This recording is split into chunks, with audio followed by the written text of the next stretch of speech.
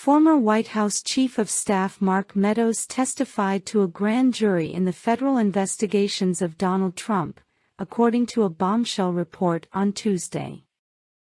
He could reportedly be a very important witness.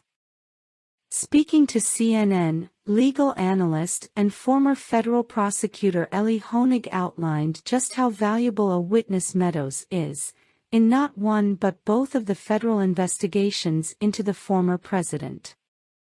Pretty big win for the special counsel, Jack Smith, to secure the testimony of Mark Meadows, said anchor Jake Tapper. Yeah, Jake, this is significant in a few respects, said Honig. First of all, Mark Meadows was one of the last remaining major witnesses who we knew was outstanding, who, until this point, we did not know had testified.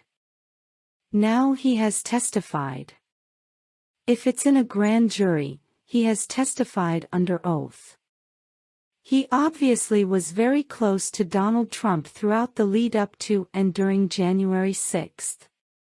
I think he's the single most important witness as to January 6th and, as you said, he would have relevant information, potentially, as well about the retention of sensitive or classified documents that underlies the Mar-a-Lago examination and investigation. So Mark Meadows is a crucial witness on both of the matters that the special counsel has before him right now. I personally, as a journalist, have a lot of questions for him about these conversations, said Tapper.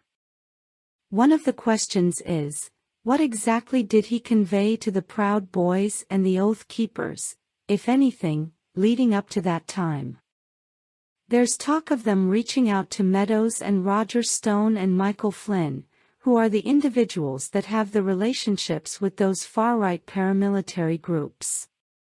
I think that's the issue with Mark Meadows. He seems to have been a fulcrum of communications, said Honig.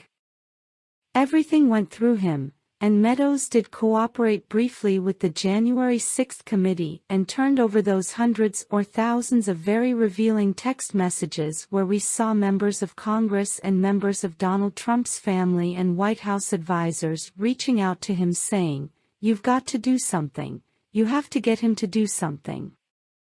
Now Mark Meadows then suddenly hit a wall and basically said, "I'm not cooperating then," and he was held in contempt by the January 6th committee, although DOJ declined to prosecute him.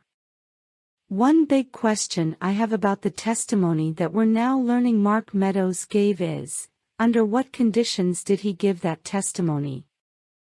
Honig added.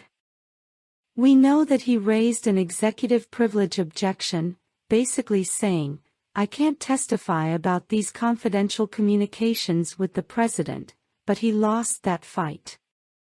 He and Donald Trump lost that fight in court.